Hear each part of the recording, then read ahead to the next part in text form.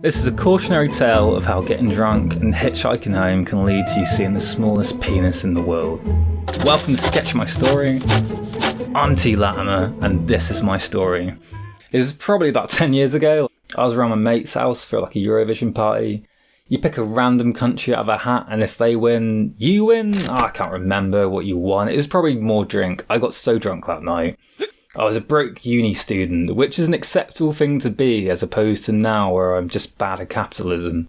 Or a poor person, which I think is the correct vernacular.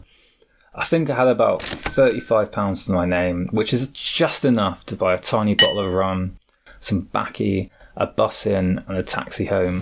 Obviously from the introduction you know that I don't get that taxi, but we will get to that later. I get there and start drinking my rum. People share their beers with me and people are bringing out all the shots.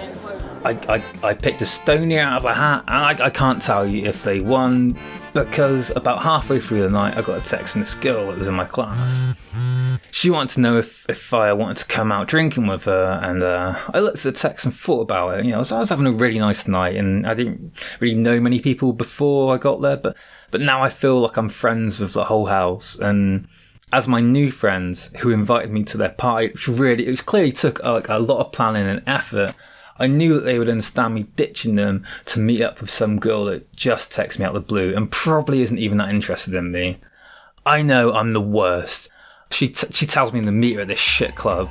Reflecting on this, I don't know why I went. I guess you don't really have the best decision-making skills in your early 20s. I left the party and wandered down there. I go to walk in and then this guy at the door is like, it's £10 to get in, mate, and I immediately walk back out. I'm not paying £10 to go to some shit club. I stand outside and text her, but no response. Then I tried ringing her, nothing. Of course there's no response. I'm going to have to use a third of my money to get into a place I don't want to be and meet a girl I don't even want to see. But guess what? I did it. I would have had more fun just setting fire to that tenner. I walk in and it's like fucking empty. Maybe like a few people that milling about the corners. So I guess at least it shouldn't be too hard to find her. I go to the bar and I get a rum and coke and that's it. That's the last of my money. I start wandering around trying to spot her, and to my complete lack of surprise, she wasn't there. I stand there awkwardly drinking my drink and wondering what to do. I guess I just go home then. As we established, I have spent all of my taxi money on abandoning my new friends to stand awkwardly in the club by myself. So I had to walk home. It's like a pretty long walk home. It's an hour and 20 minutes. I had done it before and sometimes I quite like walking home, but not that night. I was way too drunk to be walking home by myself. I'd forgotten my headphones, so it was like a long walk with ambient city noises. I have this terrible habit, like when I go get too drunk and walk by myself, I just start singing and I'm like a fucking dwarf. I can't stop it. I just started singing Bohemian Rhapsody and I didn't even know the words to it. So I just started Googling them, reading them off my phone. I don't know why I just didn't use my phone as a speaker to play music, but you know, it would have been a lot quieter than me yelling at the top of my lungs. So I'm like walking home. You just follow this main road for like pretty much all the way. It's in the AM and you have like a few cars occasionally blasting past. For the most part it's like really silent, except for me. Except for me, I'm being incredibly loud. This car comes towards me.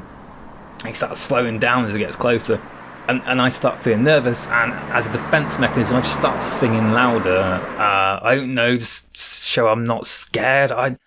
It works because it drives past. But then a few minutes later, another car comes and it starts slowing down as well. And then that car actually stops next to me. And I look in it and he opens the door and this guy, skinny, tired-looking man, like in his 20s, he asked me if I want a lift.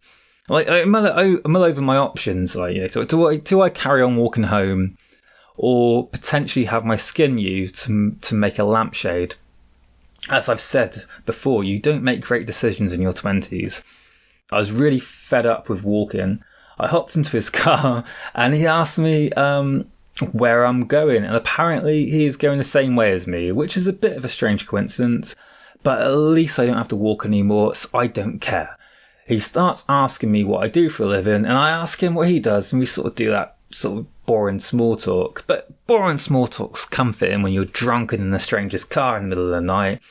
And then out the blue, he starts telling me about how he can't please his girlfriend in the bedroom. I start feeling uncomfortable and immediately change the subject and ask him about his job, but rather than answer me, he tells me it's because of his small penis. That did freak me out a little bit. Don't really want to have a random guy pick me up and start telling me about his genitals.